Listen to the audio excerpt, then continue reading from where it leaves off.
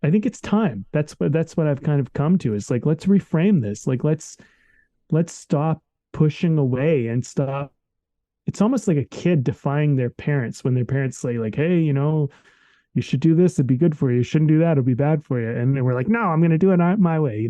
But like, we shouldn't defy our elders and the ancients who gave us wisdom, so to speak, as though, oh, like we know better now. Like that's Yeah. very much a very ignorant, naive thing to do. It's like, well, what do I know about what you know? Maybe there's some, because I believe we're not just connected in this time to each other, and then we actually see the world a lot more alike than we see it differently. But that our ancestors saw it a lot more alike than we do differently as well, and that Mhm. we're connected to them in a greater way than we realize. This is Way of the Artist with Brandon Colby Cook and Evan Schulte, Exploring the challenges of the creative call so that you can claim your own path. and make your life a work of art.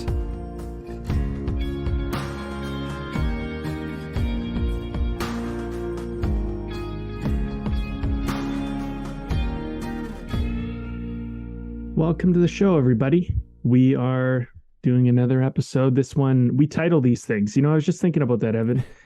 This is kind of the thing about our show. We actually sit around and we think of some fancy title.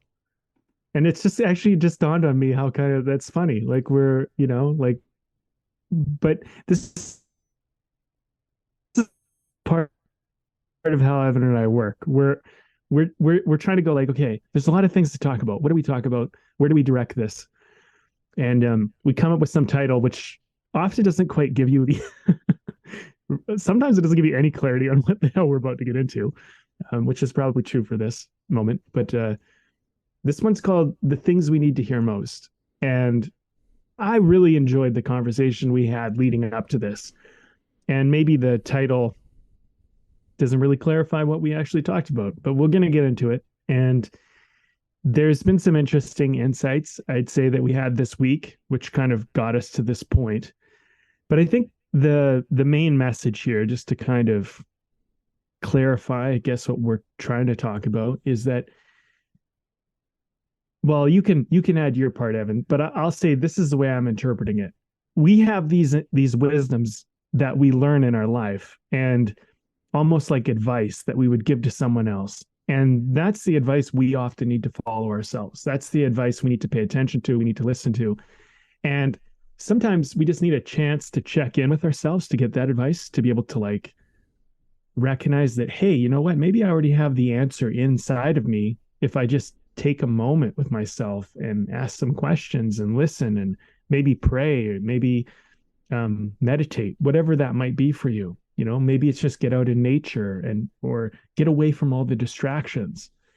And as an artist, you know, you might be learning your craft or whatever you're doing, you might really enjoy it. But at some point, I think for all of us who do anything in arts or even entrepreneurially, we're trying to figure out how to do something that is unique, something that's new, something that is a different offer. And the only way that you're going to be able to find that is really by checking in through you and figuring out what you want to do. And before I pass this on to you, Evan, I want to share a story. I know you've seen this video and it's a very famous video and it's worth people checking out, but it's by Simon Sinek. And he talks about business and he talks about how every business has a what they do, a how they do it, and the why they do it. And what's problematic for most businesses is they talk about what they do, and then they'll tell you how they do it. And then finally, they might get to why, but the why is just almost irrelevant. And he Mhm. was talking about in the talk, he talks about Apple and how the reason why Apple's so successful is because Apple talks about why they do what they do. And then they tell you how they do that, and what they do is they just happen to sell computers and phones and things Mhm. like this. And so when you're doing anything, I think creatively, or you're building anything new in the world, what you do is almost not as relevant as why are you doing it. And the why is such a deep question, and you really got to dig into it. And I feel like part of this conversation resonates with that, and I just wanted to bring that in. as kind of maybe a reference point. But I'll pass it on to you. What do you think, Ben? Yeah, well, I think that question of the why, that it's an interesting thing that you're referencing into this, because I think it to me, it simply speaks to that aspect of really beginning to hear ourselves clearly, really hearing our lives clearly, and the direction that our lives want to go. I think that's, it's a big part of an artist's journey in terms of finding your voice, is kind of the cliche that we hurl around for that. But I think in terms of, figuring out what our lives are all about, I think that is a huge part of it, is understanding that deep voice, and what are the things that we need to hear are the things that bring us that kind of clarity, because there are so many things going on in our world.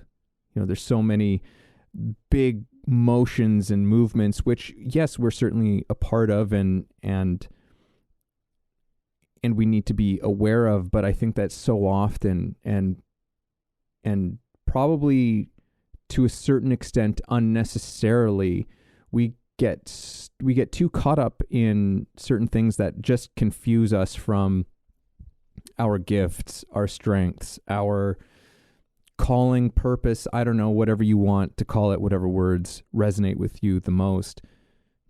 But there's so much stuff flying around, and we're so often looking around for someone else to give us answers to things, to help us understand who we are, right? And it's a weird thing to think of that. It's like we're looking to other people to tell us who we are.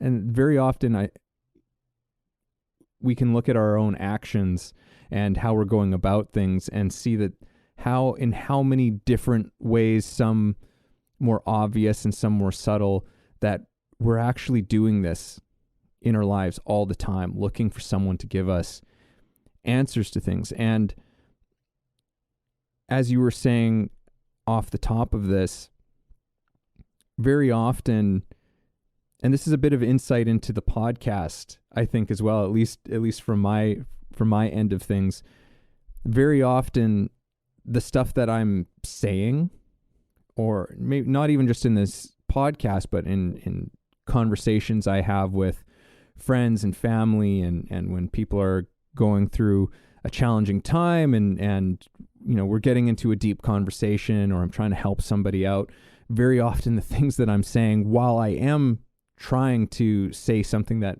might be helpful or bring clarity to another person, very often the things that I'm saying are messages that are just as much for me. There are things that I'm almost constantly trying to remind myself of, because there are areas that I struggle with. And, that's probably a bigger part of this podcast than a lot of people might realize, is how much of the things that I say that are actually for me. I mean, not just for me, but like they're just, I think that when we are trying to find wisdom or discover some form of wisdom, we circle around things that have connected with us the most, right? And the things that connect with us the most are usually because that's an area we have a tough time, and so we need as much as we can get to help us with that thing. And so that often becomes the thing that we start speaking out. So yeah, I think that's a really interesting thing, is sometimes paying attention to the things that we're saying as opposed to what other people are saying, and just go, are there things that keep on coming up in the things that we are saying to others? And what are those things? And why do those things keep coming up? Because I think that has a lot to say in terms of the things that we're working with, right? And the things that we're working on. And are fantastic ways for us to actually connect more with ourselves, as opposed to seeking someone outside of ourselves to give us those answers. So I know I said a lot of things here, but I'm excited. You brought up some things as well, like around like prayer and journaling, and I'm excited to get into all of that stuff, especially because some of those words can be, I hate to use the word triggering. I wish I had another word that I could use, but they could be words that make people's skin crawl a little bit. I'm going to put it that way. But and I am well aware of some of the irony as well, in terms of part of some of the things that I'm saying and that we're getting into for this conversation, being a podcast that people oftentimes listen to, searching for some sort of, perspective, answers, or whatever. And, I think that we always strive on this show not to just provide answers for things, because life doesn't really work like that. There's no clear-cut answers to anything, and it's more so about like, let's have the discussion, let's explore and continue to explore and discover and change and shift and all of these things. It's being part of the movement of it all. So I'll leave it there because I've said a bunch of stuff, Brandon, so I'll hand it back over to you. Yeah, I mean, I think the word prayer is probably one of those words that gets people sensitive these days, and they tie it back to religion and all of that. And there's, for some people, I know they have connotations. I know at one point in my life, I had an aversion to certain words. There were certain words like prayer or spirituality or God, things like that. They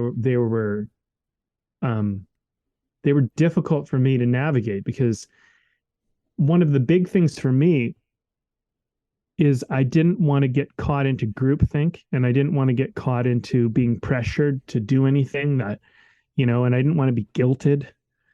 And look, if you're one of those people, like, I 100% relate.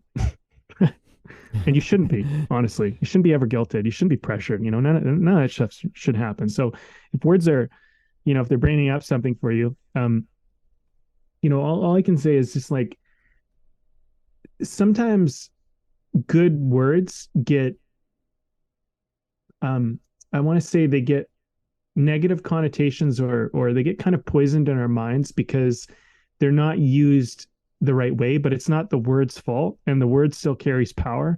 Mm-hmm. And you shouldn't let the outside world control you like that. So my suggestion for anybody, if a word that we do say during this podcast, because I guess we're going to dabble into that, is, try not to take it out on us, and try not to take it out on the word.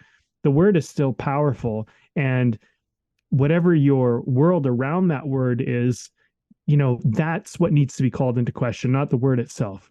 So the relationship to the word. Yeah, exactly. And like, to me, the word prayer was one of those words that I had to navigate and I had to work through. But, I'll bring up this thing I talked about in another episode where they call it spelling because it casts a spell.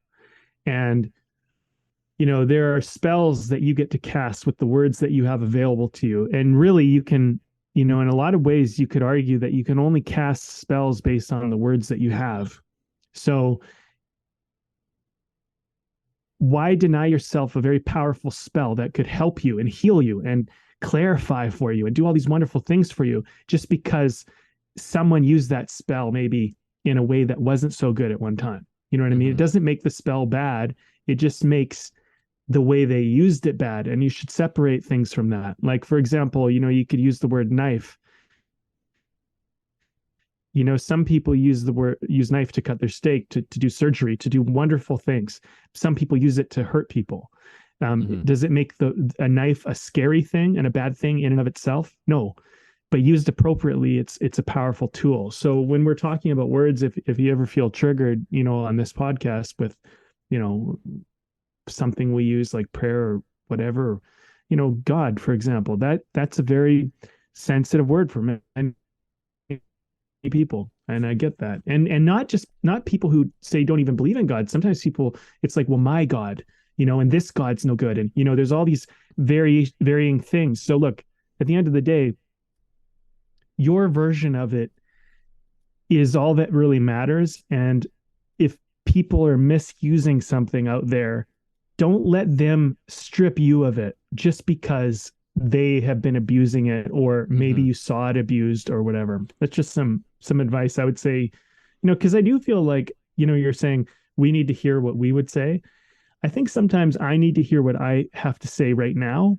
But a lot of the time when I speak, I always try to think of myself when I was younger, particularly at 16, because I was so lost and so confused at that time in my life, and just kind of like, what the fuck is going on in this world? Like, I thought I understood it. Now I don't. Yeah. So when I look back at that young kid, I try to almost speak to him and be like, this is what I would tell myself back then. I would say, hey man, like, look, the word prayer and God, those aren't bad words. The way they've maybe been used, the way you've seen them maybe used, the way they've, things that you feel like you've experienced in your life, maybe those weren't so good. Try to separate the action from the thing, so that you don't just say, oh, this is all bad, because you're doing yourself a disservice. Imagine if you just said knives are bad, period. And, anytime you wanted to do surgery, no one could ever use a knife because knives are bad. Now all of a sudden there's this very valuable tool that could help and save a life, but you can't use it because you deemed it all bad. So, just words are very powerful, and people don't realize it, because if you're getting triggered by a word, just think about that. That's a word. It's just a word. It's like, it's almost nothing, but it's everything, and it can be so meaningful to us. Like, and we have to keep that in mind as we're going through and navigating this conversation, I guess, and maybe all conversations, really. Yeah, words are, like, as you're saying, like, it's just a word, but at the same time, it also carries with it that it's not just a word as well. and it's interesting. Like, I'll keep on with sort of like almost that spiritual side of things, and in terms of an example, because what that makes me think of is, you said the word God, and that's a word that, just really doesn't sit well with a lot of people. And with a lot of people, it's a perfect word. It's a comforting word. It's it has all these different meanings to different people. And it's interesting because, we need to keep finding different words for things, right? And particularly with very important things to us. And I think that something like the word God is one of those words, because for a lot of people, it's like that word just has nothing but negative, comes with it with nothing but negative experiences, expectations, feelings, memories, whatever it is. And what happened? Well, one thing that happened was the New Age movement, right? And the New Age movement came with it, like, despite where all the influences that were behind it, it came with it a whole new set of language, right? So suddenly someone comes along and describes, it's like, oh, it's the universe, right? There's this incredible universe that we're all a part of, and da-da-da-da-da. And if you actually boil it down, like the definition of how a New Ager might use the word universe is what another person would say. It's like, oh, you mean like God? Right? Like and they're talking about the same thing, but it's just for some people, it's like, oh, I can use the word universe because that actually, it doesn't come with all that baggage, but it still fulfills that important thing that underlies the whole thing. It allows me to think about, to talk about, to investigate into something that's very important and meaningful in a way that I couldn't do it before. Right? So like that's, I think, why we continue to find different words, because there's a lot of people who they hear that New Age speak now, right? And they're just ugh, that makes my skin crawl. I can't stand it, right?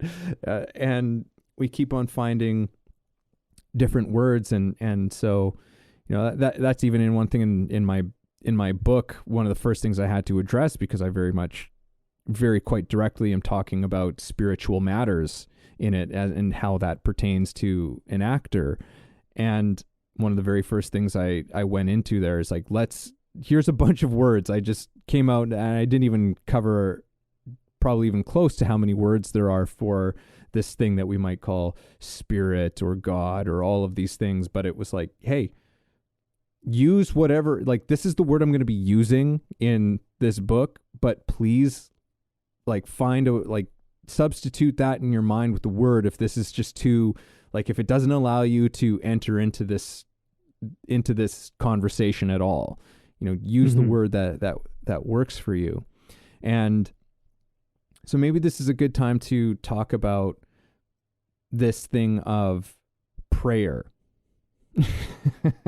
Because I think that prayer, in terms of this conversation with the things that we need to hear the most, and connecting to that voice that we have inside of us that speaks with clarity, right? I think most of us can think to an experience that usually happens out of some feeling of really incredible solitude, where you suddenly were able to, a thought entered your head, or a voice, however that felt to you, and suddenly it's like you just see some sort of problem, challenge, thing in your life with absolute clarity, and it's this inner voice that spoke to you in some way with such power. And so in terms of connecting to that voice, I think that this thing of prayer is, I'm not going to say it's necessary for everyone per se, but I think that, as we might be getting into, there's a lot of different forms in which we can actually look at what prayer is, because most people hear the word prayer and it's like, oh, okay, I'm getting down on my knees and I'm putting my hands together and I'm putting my head down, and hey, I'm not knocking that. There's a lot that I actually understand about how that functions and why that movement is powerful for a lot of people. And so I'm not going to knock that at all. But there's a lot of different ways in which we engage with that. And I know I'm speaking a little bit here. I'll hand it off to you in a second, Brandon. But one of the ways in which I try to describe prayer to someone who is not as spiritually inclined in the way that they think about things. But for me, the way to think about prayer is like, okay, well, it's this moment in time, out of your day where you are intentionally interrupting the pattern of your day, of where you're placing your mind, of the things that you're thinking about. You inject this part in the day where you grant yourself permission and access to acknowledging some of the deepest, most private things that are going on inside you, in your mind, in your heart, in your soul, whatever that is to you, where you give that some attention and you hear that thing and you express it, even if only to yourself. But you give yourself that permission to do that because it's something that you can't even say to anybody. Maybe not like things that you very often you can't say to your best friends, to your spouse, to whoever it is. It's a place where you can do that in complete security and safety. And I think that that's the power of that thing. But there are many different ways in which we can achieve that result without necessarily that motion of, getting down and bowing our heads and all of that kind of stuff. So I'll leave it there.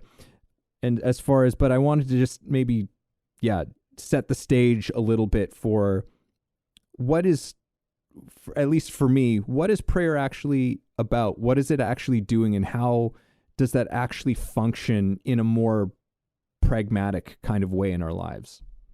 Mm-hmm.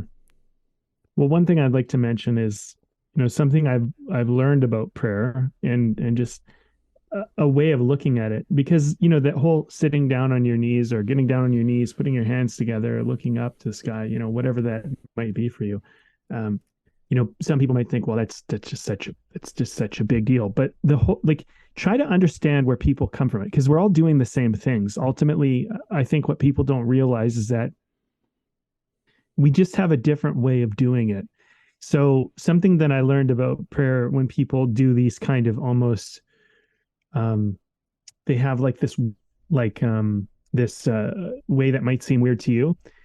There's a certain amount of going at it with kind of a real respect. I've talked to people about this, and it's like, for example, if you can just bridge with me for a second and just imagine in someone's mind, they are looking to God, right? Maybe to you it's the universe, whatever, but they're looking to God, this to them, a creator who maybe has granted them this life and given them this option to live, and and granted them free will, and put also um thorns and roses and everything in the whole environment. And so they might be coming to that God of theirs with the utmost respect and saying, listen, you've granted me this life. You've given me this opportunity to speak with you and to connect with you. And they truly have seen miracles in their lives. They really have made that connection, and they're going at it with the utmost respect to say, this is what I'm struggling with. This is what I want. And they're not doing it from an entitled place. They're not doing it from like, you should just give me this because I'm here and I want to be happy. Like, to them, they're looking at it going like, I appreciate the lessons of the hardship that you've given me. And they're saying like, maybe can you give me mercy? Maybe can you give me grace? Maybe can you help me achieve this thing that I really want, or help me see why maybe it's not right for me? And so if you were to think about it in terms of even a parent or somebody that was just like had your fucking back, somebody that just was there, that loved you, that was trying to take care of you, would you go to that person and arrogantly just say, hey, give me this? Or might you go to that person and say, you've done so much for me, Evan. I really appreciate all the guidance and all the things that you've done, and I really, like, asking for any more is almost ungracious, but I want this. Can you help me figure out how to get it? And you might receive that in a way that feels appreciated and feels, yeah, man, I'll help you out. No worries. But people come at their God like that. They come at it that way. So, so if I was talking to one person and they had a certain belief system, I wouldn't judge their belief system. I would embrace their belief system, and I would use the words they used. So if they wanted to use the word God, if they wanted to use the word universe, I would use that word with them, because that's how they connect to it. And, and just so the person talking about universe and the person talking about God, we're all talking about the same thing. And it doesn't really matter, because people go, well, do you believe there's a universe? And they go, well, yeah. And it's like, okay, so you can see universe? And you go, yeah, I look up, I see universe. It's like, okay. And then you say, well, you tell people they can't see God, but they look up at the universe and they see God too, but they call it God and you call it universe. What's the difference? You know what I mean? Like, this is one of those things where we need to stop using words to separate ourselves, and we need to go, oh, I see. You use the word God, I use the word universe. We're talking about the same thing.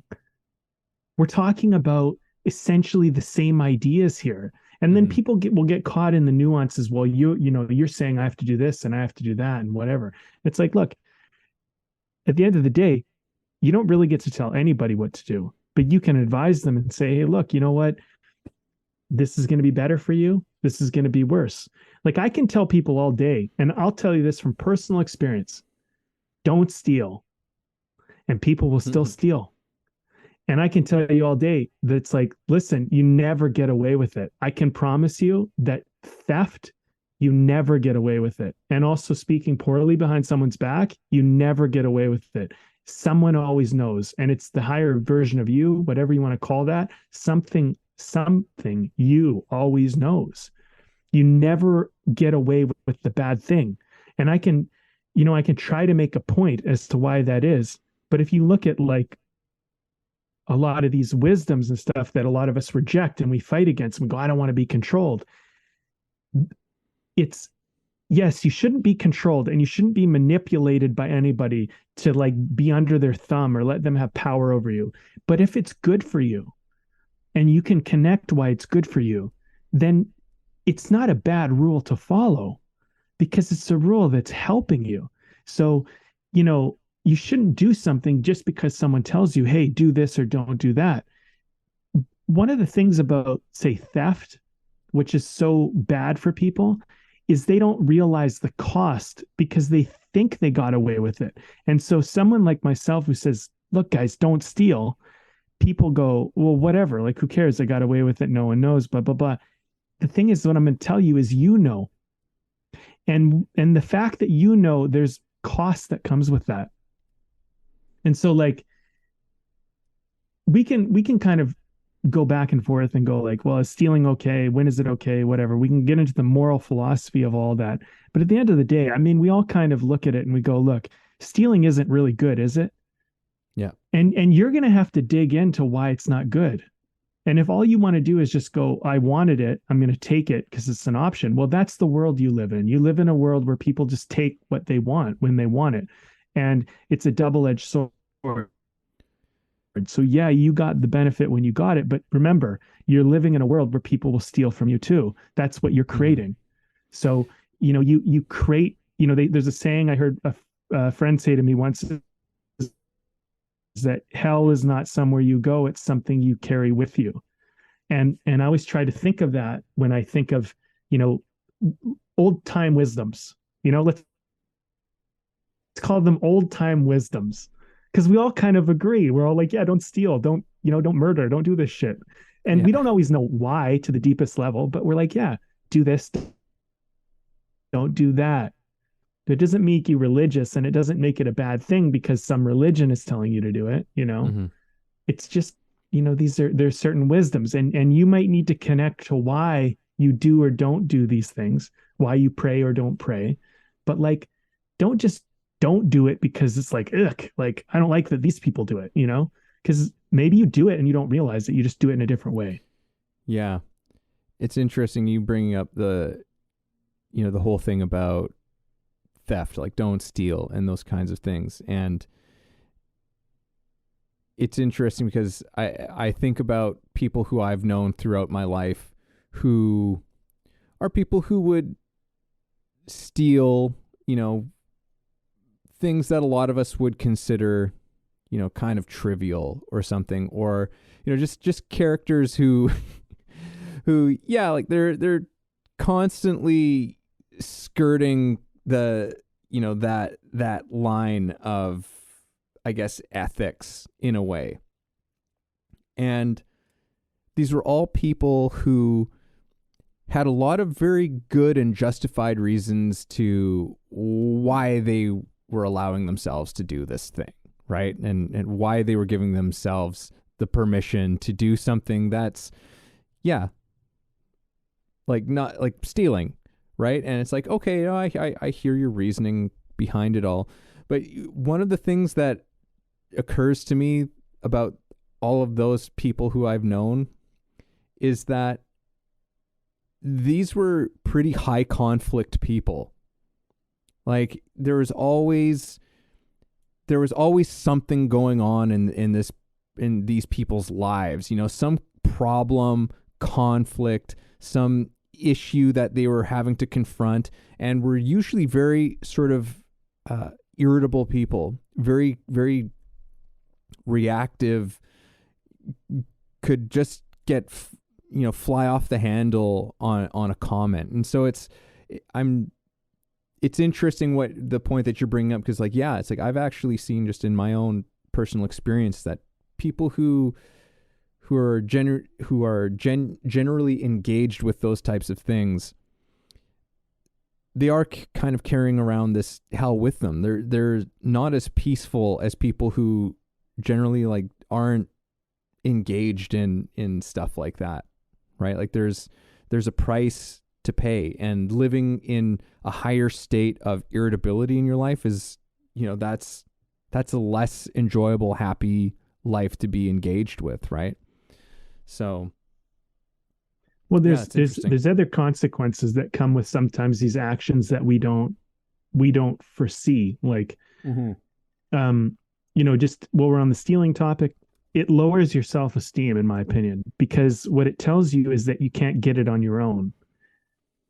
And think about that. Like, it's a belief system because, like, I've stole before, and you know, in my ignorant stage of being unaware of what theft actually did to me, and it caused more damage to me than it caused to anybody. And once I realized that, that was a big part of the reason why I didn't want to ever steal again. But also I learned that, like, look, if I can earn it and get it myself, I have a self-esteem. I believe in myself. I'm going to find a way to earn it, to get it.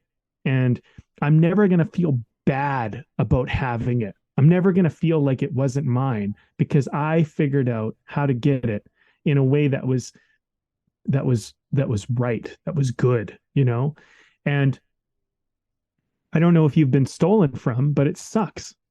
And when someone steals from you, you go, oh man, like I earned that. Like I like that was mine, and someone just took it from me. You know what I mean? And so you also, it's an empathy building exercise. When you steal and you recognize that there's damage that you're causing in people, there's hurt you're causing, that alone might stop you from doing it.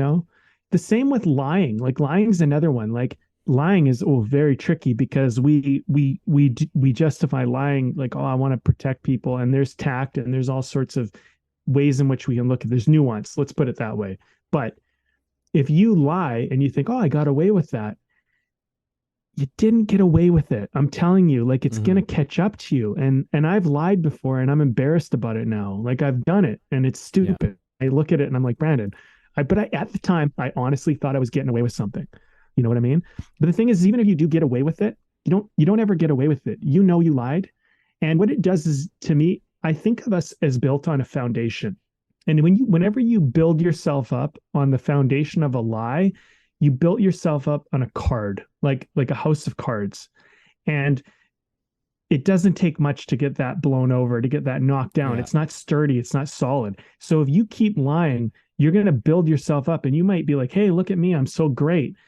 But that can get knocked down so easily. And what's going to happen is when you get to the top of whatever mountain you're trying to climb, if it's based on lies, you're going to be very, very insecure. And to me, that is hell. To be on the top of a mountain that is not solid, that you can't count on, that you can't actually have confidence in, that is a scary place to be, because the bigger the mountain and the more lies it's built upon, the harder the fall. So don't lie at all. Always try to tell the truth. Always try to earn it. Don't steal. These are wisdoms and advice that I would pass on to you, that are things where, you might not be able to see the bad thing in I guess we're talking about moral philosophy to some degree right now, but like, you might not be able to see the bad thing. But if you've ever been told, hey, this is bad, don't do it, look into that. Like, don't just judge it and be like, oh, I don't want to be controlled. Look at it and go like, well, why is this bad? You know what I mean? Like, really think that out. Or like, if someone says, hey, it's really good if you like brush your teeth every day and you like take care of yourself, and you do these things, ask yourself, well, why is that good? Why would someone be saying do that? But I do feel like there's a lot of stuff around. We already know what we need to do, but the problem is we're not doing it. And part of that is because we're even defiant to our own wisdoms. We're even defiant to ourselves. And I don't think you should do something simply because someone told you to do it. But sometimes, like, if, it's a fine line, because it can be taken advantage of, so you kind of got to like look at it and be like, I'm not going to do it because they told me. I'm going to find some good in it for me, and I'm going to do it because I found some good in it. And with everything you do or don't do, you should look at it that way. Is there good in it? Is there bad in it? And weigh it out for yourself. And that will help you navigate a life that is a little bit more, just better for you, you know? Look, I have nothing to gain or lose. You do what you want to do. I mean, you know, but we're trying to talk about some of these things on this podcast about how to help people.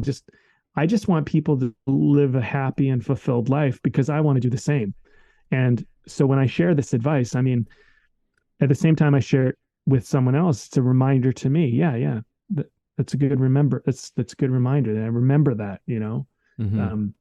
You know, you know, if you ever have the inclination to lie or the inclination to steal, look at the insecurity that that's based upon, right? Because like if you're going to lie, then maybe you're looking for validation you don't think you can get by earning. And maybe if you're going to steal, you don't think you can earn something that you could, you know? And so maybe question like, why don't I believe I could just get this on my own?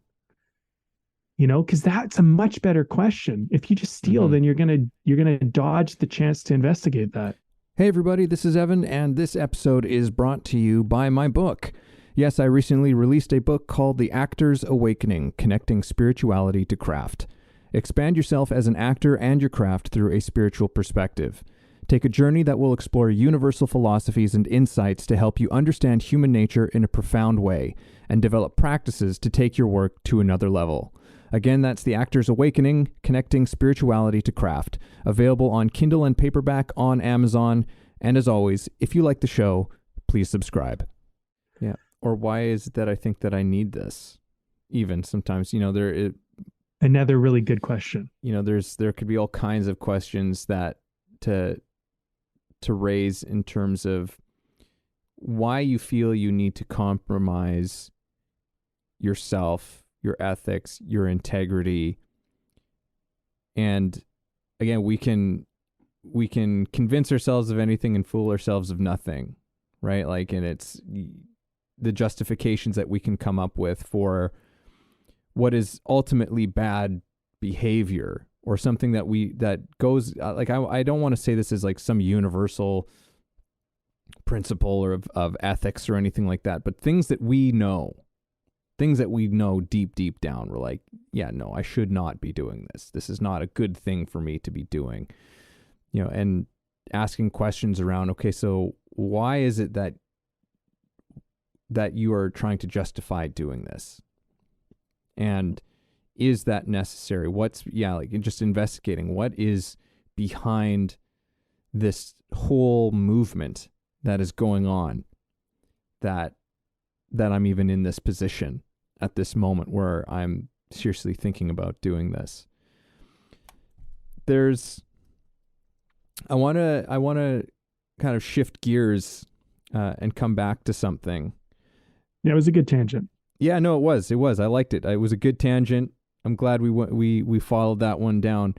I wanted to come back to this thing of prayer, and in a way redefining how we think of that thing of prayer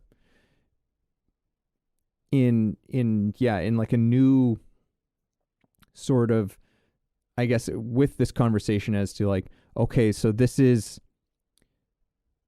is a motion, it is an action, it is a doing of some kind that is that pattern interrupt, that gives you an opportunity to hear that thing that you need to hear the most, to connect to that true thing of who you are. If we think of it more so in those terms, one of the things that strikes me is that for an artist, your art is your prayer. Creating art for many people is a kind of prayer because it allows for you to go into something.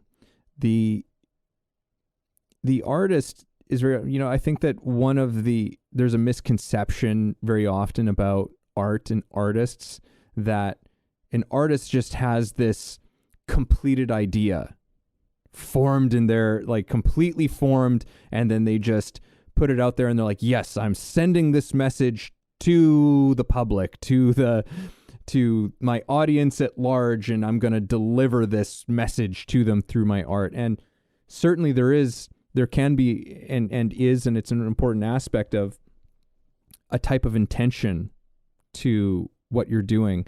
But the idea that that whole thing is completely understood, that it is completely formed before the thing is created, is a pretty big, I think, illusion about what's going on there. The artist very often is entering into some sort of project, is called towards some type of story message that they don't fully understand. And they're going into it as an opportunity to understand this thing and to understand why this thing is so important to them at this moment in time, right? And so in many ways, the creation of the art is a form of prayer. It is this engagement where it's like, I'm trying to hear this thing. I'm trying to understand this thing. Why does this thing want to be said? Why does this thing want to be expressed? And why does it want to be expressed through me? Why is this important to me? You know, and so when you're seeing any art in any medium, very often that's like that, what you hear and what you get as a finished product is a thing that is actually filled with questions. It is filled with questions. It's filled with wonderings, and it's filled with wanderings, and it's filled with all of these things that eventually reaches a point that says like, okay, like, here we go. Like there's something has, maybe something has been arrived to, maybe something hasn't entirely been arrived to. Right. And there's a place for all of that within the artistic medium, but art itself ultimately is the point that I'm trying to make, is that art itself could be looked at. I won't say it is, I won't put that on anyone, but like we could look at it as a form of prayer. Just as, you, like Brandon, I know you've been journaling for like, 11 years, 10 years, 11 years, that could be looked at as a form of prayer. Hiking in the woods, getting out into nature can be looked at as a form of prayer. I think that for so many of us, we can look at something that we might already be doing in our lives and see it's like, okay, so what is it about that thing that you go and you do? Very often it's something that you go and you do on your own. That's just for you. That is that thing that gives you solitude and clarity and peace and all of these types of things, or it gives you at least a place to give voice to all of the unsaid things, even to yourself. What is that place that might already exist for you? And if you have one of those places, that's kind of a prayer. That's an offering out there to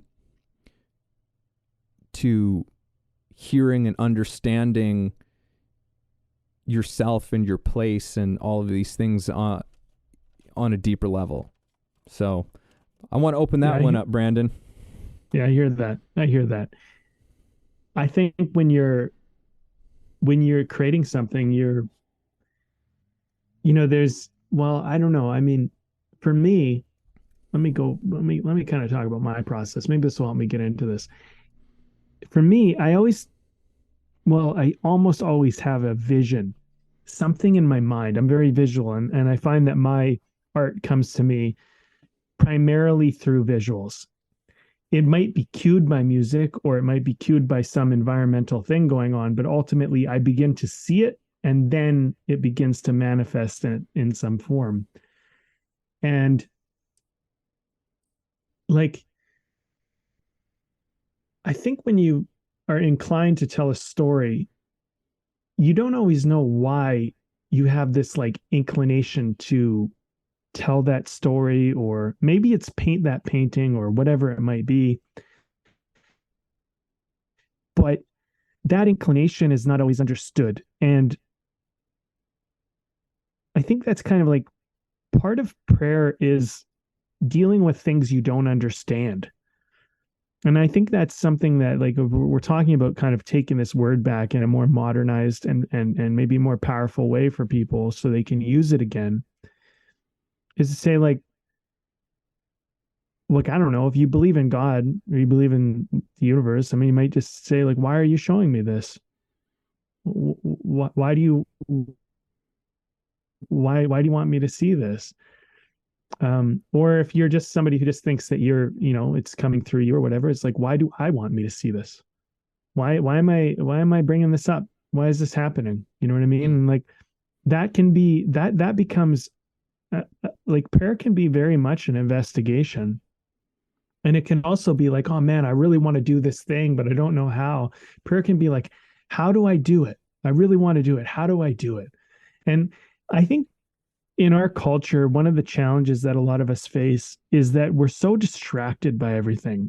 Like, technology is so advanced and so profound at this level already. I mean, I can only imagine where it's going to be in the future, but it's just so easy to just have your attention just pulled in every direction by all this cool stuff. And, the ability to just turn that off for even a minute and just sit with yourself and think, like, you can argue that that's what prayer is. Like, prayer is an interrupt into all the distraction that is life. And, sometimes prayer can just be also, it's not even looking for answers or trying to want anything. Like if you say, like, oh man, I wish I won the lottery. I wish this. That's prayer, man. That's what prayer is. Like, prayer is like, oh man, it'd be so cool if this happened. That's prayer. But prayer can also just be a recognition of gratitude. Like, oh my God, I'm so grateful to have this person in my life or this thing in my life or this experience or whatever. Like it's the same thing that someone does when they pray. Like, when they pray, they might go, thank you for giving me this thing. Thank you. Take care of this person in my life, protect them. I want them to make it through this hard thing they're going through. And I wish I could help them more, but I can't. And then people will reach out to God or something and they'll say, God, can you do this for me? Can you help this person I love because they're struggling with cancer or something, and people do that. Right. And, when you have those inclinations inside of you, maybe you don't know where to direct it. Maybe you don't have God. Maybe you don't have anything you're directing it to, but that intention is still, that's a prayer. That's a real energy you're trying to put out in the world. So, I mean, I think it's time. You know what? That's what I've come to in this conversation. I think it's time we just take back some of this shit. Let's take back some of these old wisdoms, these old ideas. Like, they seem old and out of date to us, but like, let's just take them back and use them the way they were meant for. And something I'll just say, I know you're about to say something, but one other thing I'll say is the people your age 100 years ago were probably very similar to how you are today. They might not see the world the way you see it because you're in a different time with different technology, but they probably struggled with a lot of the same things you're struggling with. They worked through a lot of the same things you're working through. So we shouldn't just deny all the wisdom that people of the past brought to us as though it was just, oh, it's out of date and obsolete and doesn't matter. It's not relevant anymore. They might have given us more wisdom than we realize. And they might have been dealing with distractions and things like that are very similar to the distractions we have today. They just look different. And prayer at one time very much might have been, hey, let's just stop and be with each other and be with, like, gratitude and connect, and that might be what it's about. So, I think it's time. That's what I've kind of come to. Is like, let's reframe this. Like, let's stop pushing away and stop. It's almost like a kid defying their parents when their parents say, like, hey, you should do this, it'd be good for you. You shouldn't do that, it'll be bad for you. And we're like, no, I'm going to do it my way, but like, we shouldn't defy our elders and the ancients who gave us wisdom, so to speak, as though, oh, like, we know better now. Like, that's very much a very ignorant, naive thing to do. It's like, well, what do I know about what you know? Maybe there's because I believe we're not just connected in this time to each other. And then we actually see the world a lot more alike than we see it differently. But that our ancestors saw it a lot more alike than we do differently as well.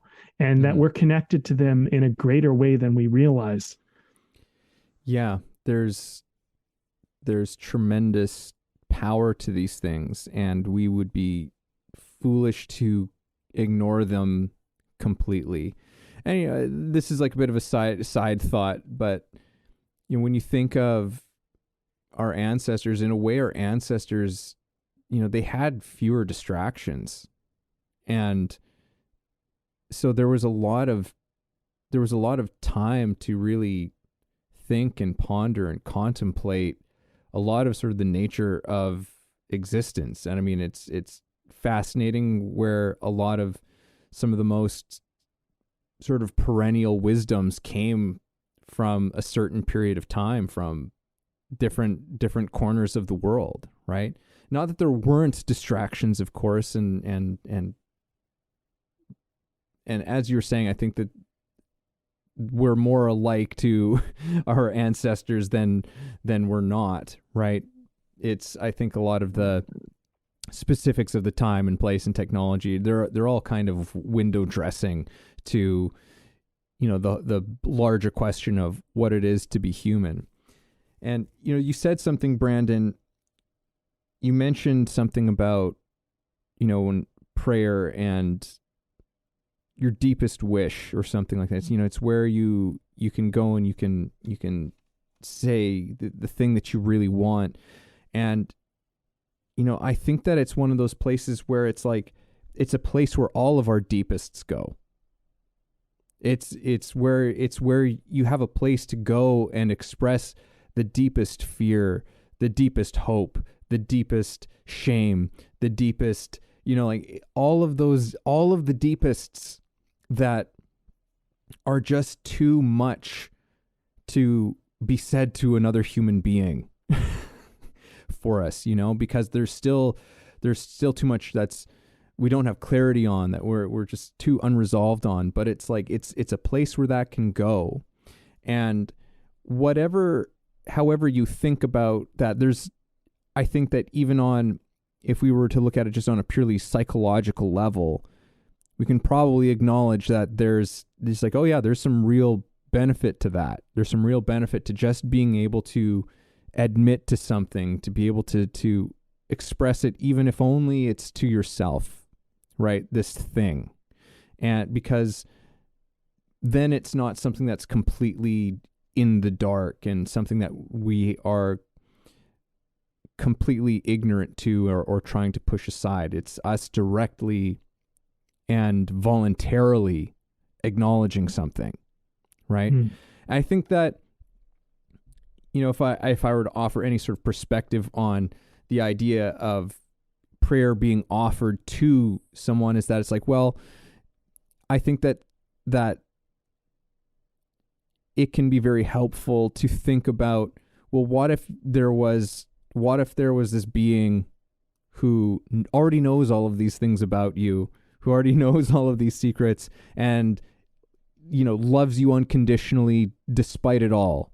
It's who's not going to tell any of these secrets to anybody, right? Like I think that, again, there's a utility to thinking about it in that light, whether you believe it or not, right? Like prayer in quite a more literal sense is something that's very much a part of my own life.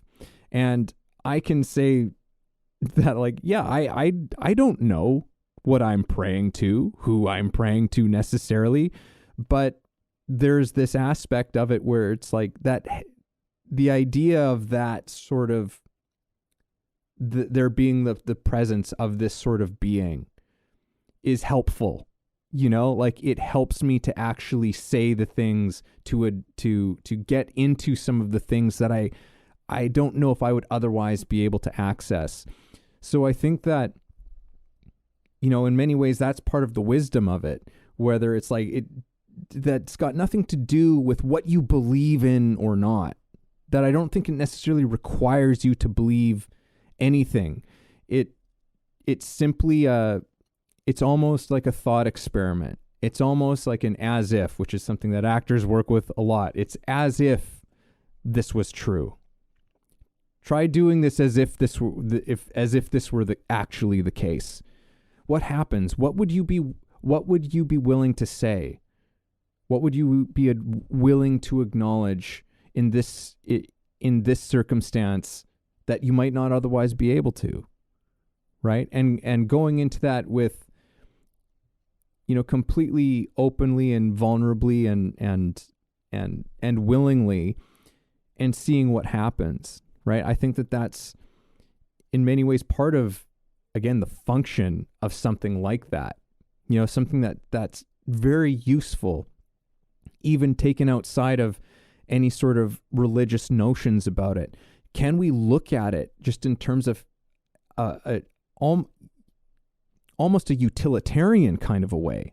Like there is a serious, I think, human utility to this kind of practice. You know what I mean? That's, I think, there for us, and why I think is not something that the world has thrown away. Like, and in fact, the world has not thrown away by a long shot. Like most of the world, I would say, probably prays. I'd be interested in finding some stats on that. It's like, how many people in the world pray in their lives? It's probably not everybody, but it's probably a lot. I would say the majority. Well, there's a lot that I could comment on that. I think one thing we were talking about before the podcast started, this episode, I'd read something this week, and it was a series of like wisdoms that maybe you'll learn at a certain point in your life. And one of them was that whenever you're journaling, you're praying. And that really hit me because I have journaled for over 10 years in a row. I've actually journaled for, I'm getting closer to 25 years than I am 20 years at this point. I've journaled for a long time, but every single day I've done 10 years in a row now, like every single day, right? And I was thinking about that comment that when you're journaling, you're praying. And I was like, it's so true. It actually is quite true because it's me. It's blocked out time. I'm working through my challenges. I'm working through my desires. I'm working through like what I want. I'm putting down my awarenesses. I'm processing my thoughts. I think all of that is all just undivided attention towards prayer and connecting, and and I work out a lot of stuff through journaling. And sometimes I have these ideas when I'm journaling and I'm like, where the hell did that come from? And I'll let our audience ponder that one. But like, undivided time with yourself to just be, is that prayer? I mean, some people are, well, it's not really prayer. Like prayer is only when you kneel down and do this. It's like, well, maybe your definition of prayer is too limited. Maybe you're doing it more than you realize. Maybe like it's more accessible than you realize, and maybe it's just an important part of like what helps you hear what you need to hear, because like the world is going to be full of messages and people are going to tell you like, this is how you do this. And this is the way this should be done or shouldn't be done. And you're getting bombarded with that all the time. But I find when I stop and I'm just with myself, it gives me a chance to go like, do I agree with that? Do I think that's true?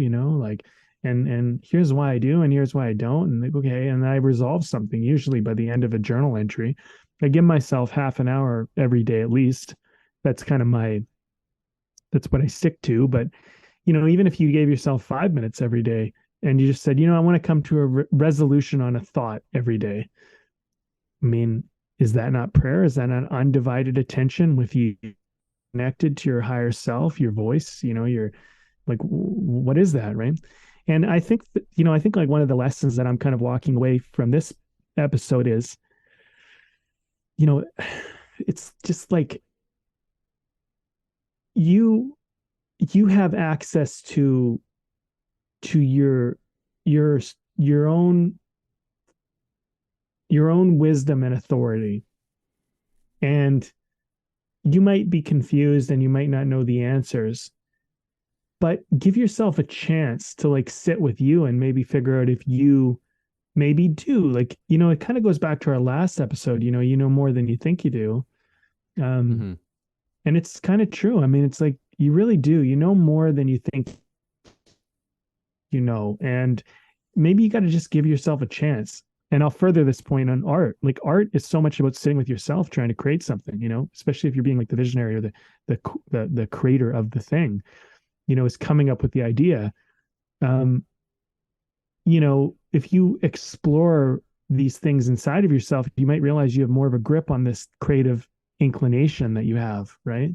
Mm-hmm. And yeah, like that is kind of prayer, right? That is like, I just think this word prayer is more universal, and it's more expansive than maybe it's been presented to us. Mm-hmm. And I mean, it sounds like we're talking about prayer a lot. I feel like we really gripped onto that word and Yeah. that word, but there's something about that word that's been a great anchor for this conversation.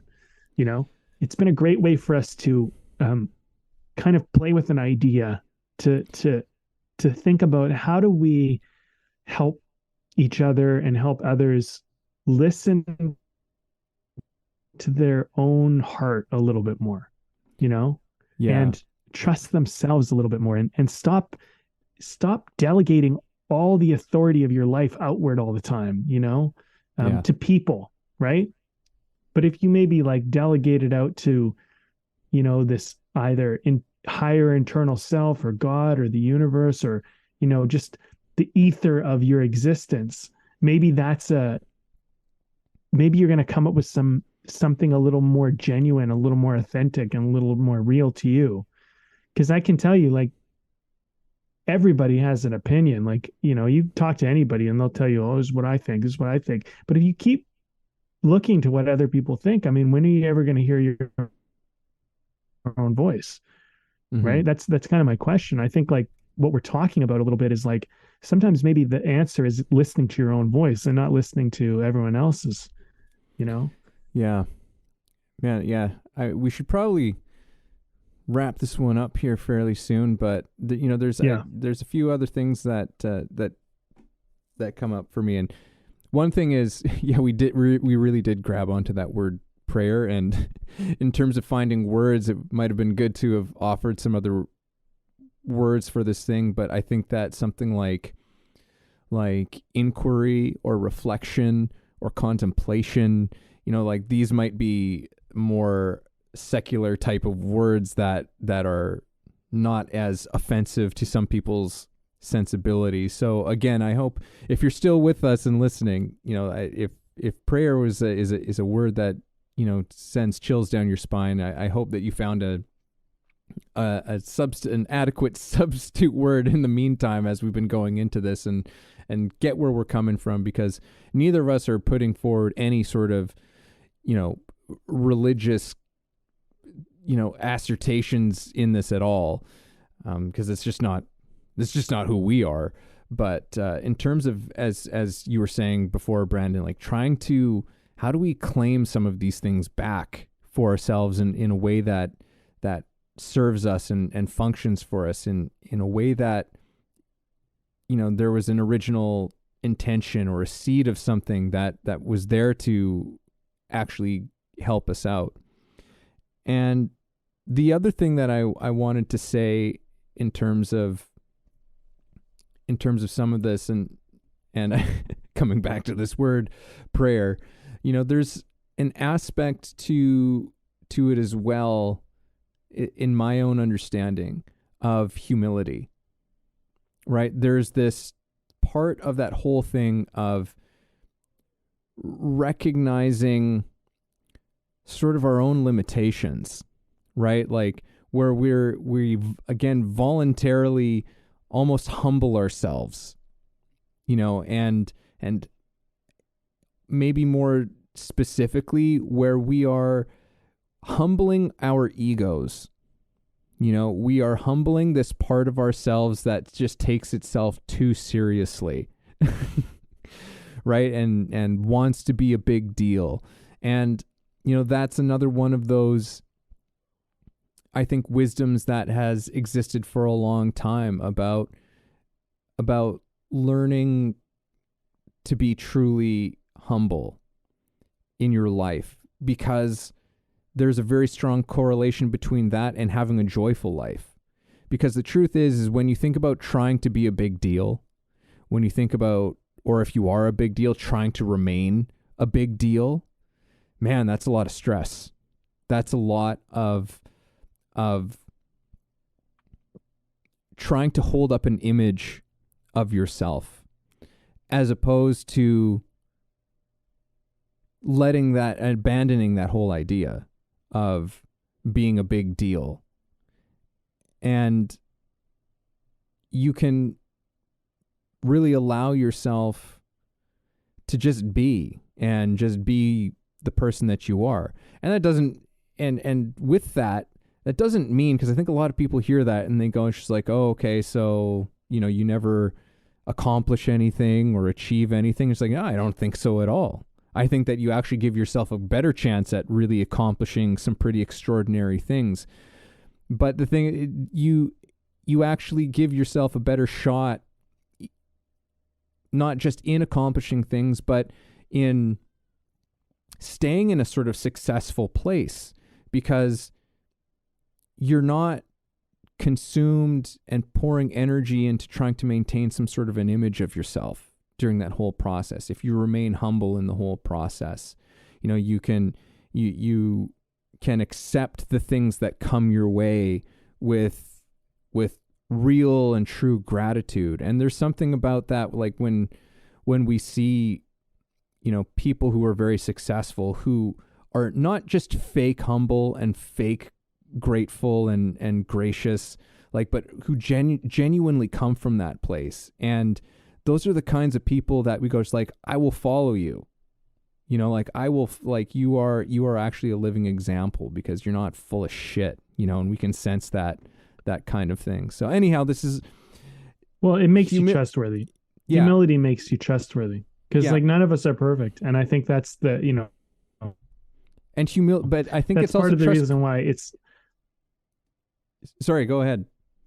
No, you go ahead. Yeah, I was just saying that, because humility, again, is an aspect, an important ingredient to joy in our lives. And, there's no faking real joy. You can tell when a person's really a genuinely joyful person, and, you can't hate a joyful person, really. You can try really hard, but, someone who's just genuinely joyful, there's typically a part of us that just goes like, oh, I want a little bit of what they've got going on. It's like, what are they drinking?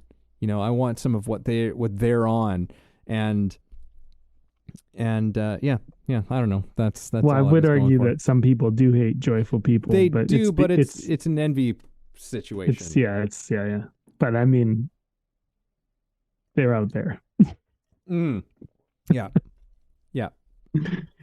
Okay, well, let's wrap this one up. This has been fun, Let's man. do it. I'll go first on the beer. I'm having another one from Red Collar Brewing Co. And this one's called Cascada, and it's a Pilsner. It's been good. It's I don't know. I mean, it's strange. It's like it's different. I don't know. It's a pretty good Pilsner. It's got a good taste to it. I don't even know what I think about it. I'm going to just say that I like it. It's not standout to me necessarily. It's weird because I feel like sometimes when you don't go, oh, this beer is awesome. We're not doing an ad here. We're just having beers and we're having a conversation. That's the whole point.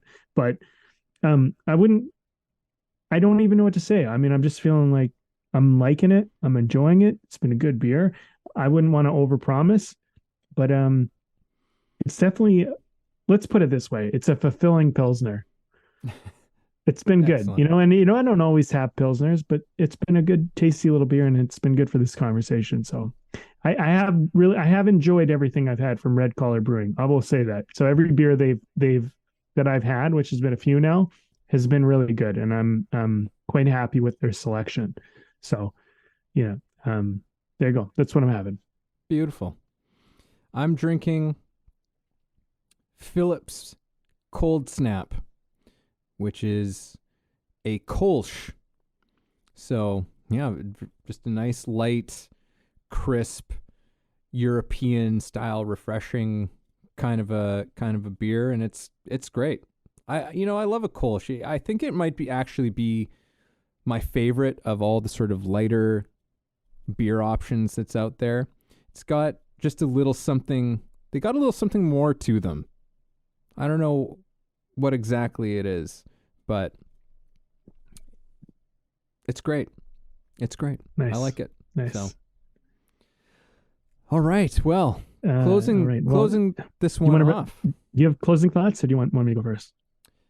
Well, why don't you head? I get a sense that maybe you've got something. I don't, but no, I will go first. Well, oh man,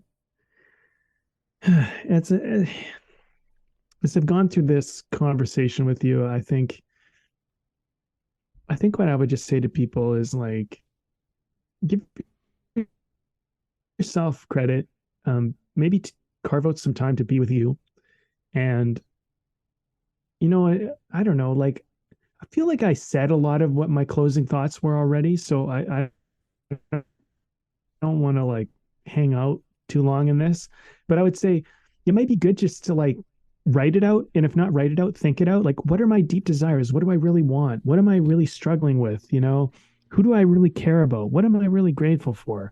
I would, maybe just start a practice of that. Maybe it's just before you go to bed. Maybe it's right when you wake up. I don't know.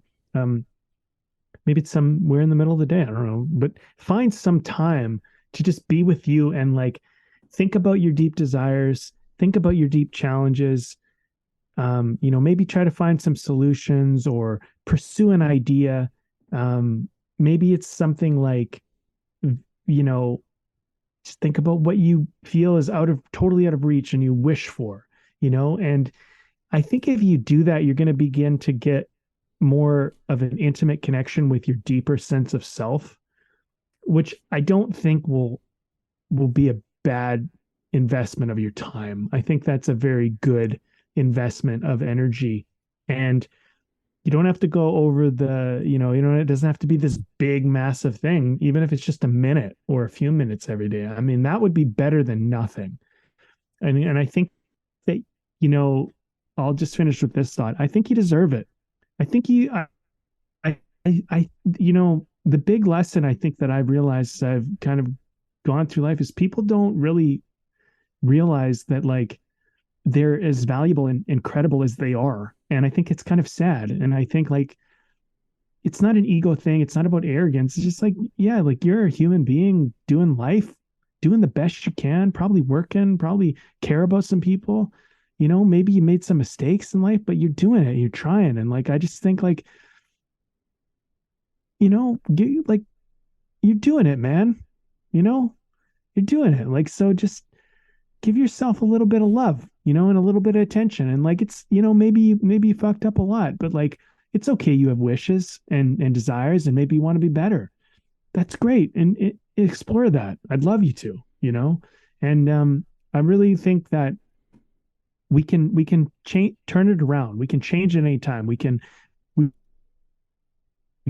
turn on a dime, and anything's possible.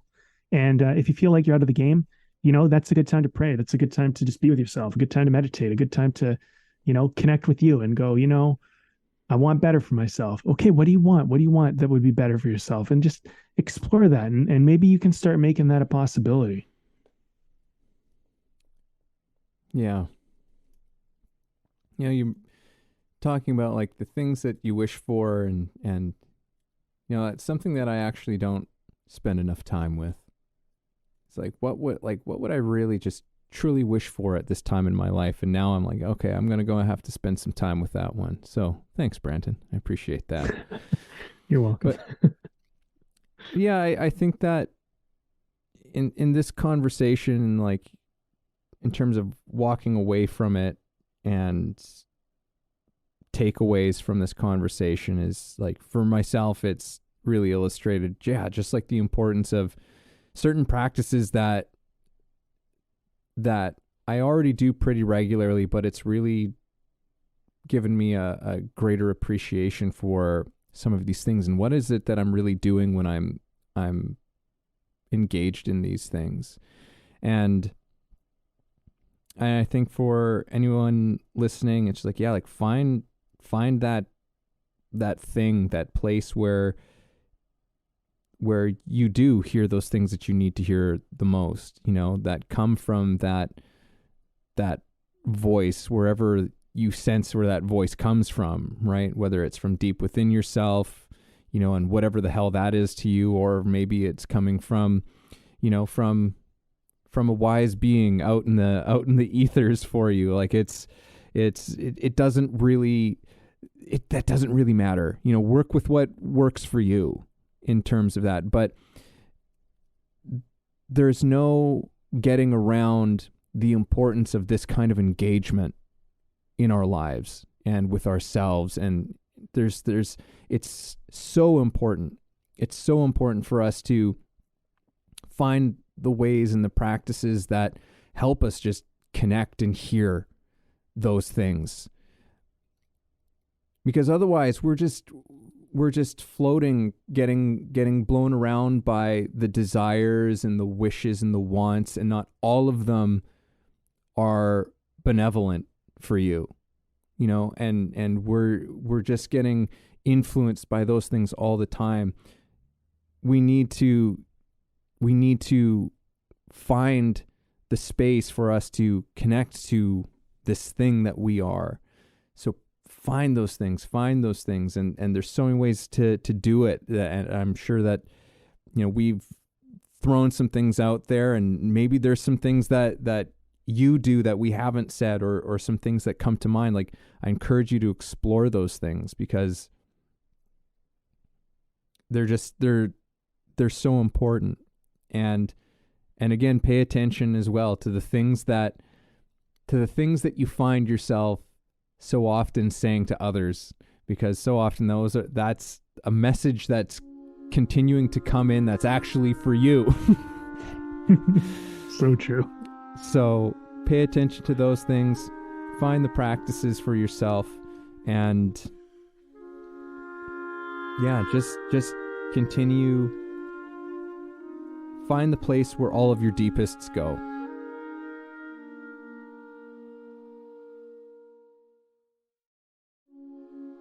Thank you for listening in on our conversation today.